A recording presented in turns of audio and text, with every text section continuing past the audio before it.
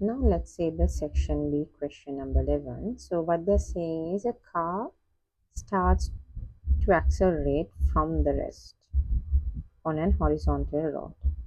So it's starting from the red, but now it accelerates. That means there is a forward force to the same direction of this object moving, and this, yeah, it should be this engine causes the forward force of 7,500. And as we can see, they are talking about a weight which is 15,000, but we know weight is a force which is acting down. This should be forward if the car is moving in that direction. And another one is the road is exerts a normal contact force in on the car. So yeah, so whenever in the road, whenever there's a car, depending on if it's a, assuming that's a frictionless road, if the weight is applied at the point where they touch the contact surface, there is normal reaction force which will be equal in magnitude and opposite in direction to the weight at this instance, because forward force is going like this. So because the road is horizontal, so the forward force has to be horizontal, so it has no component affecting to the weight and the r. So now they are asking to do the free body force diagram. So here what you should understand is free body force diagram is different than the vector diagram. So in the free body diagram, all the forces start from the same point.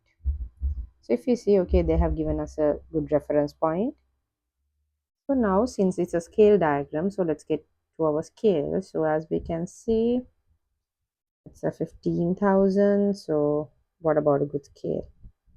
There are 1, 2, 3, 4, 5, 6, 7, 8, 9. So for 15,000, I would have taken, okay,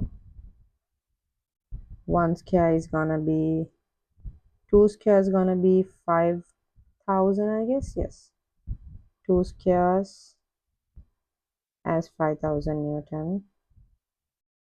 So literally then one scale is gonna be 2.5, because this both are then easily showable. So we know, let's get our information. For 15,000 Newton, we have to go with 15,000 divided by 2,500 squares, so that's going to be 6 squares. 7,500 Newton, it's 7,500 divided by 2.5, it's going to be 3 square. So what I would show is, from starting with this one, let's show the forward force at first, which is with 3 squares.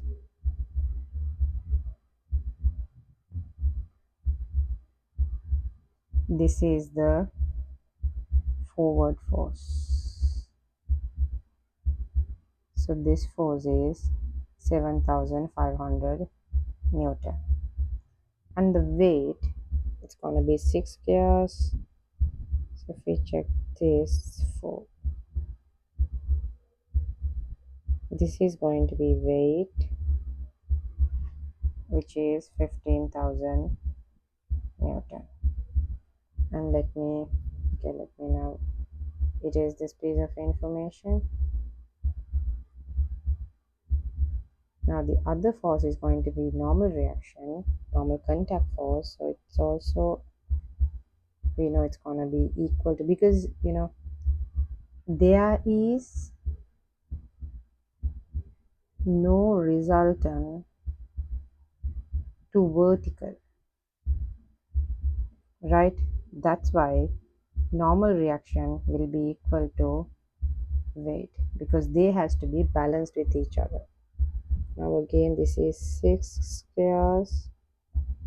Oh, my line is bit off. Okay, up.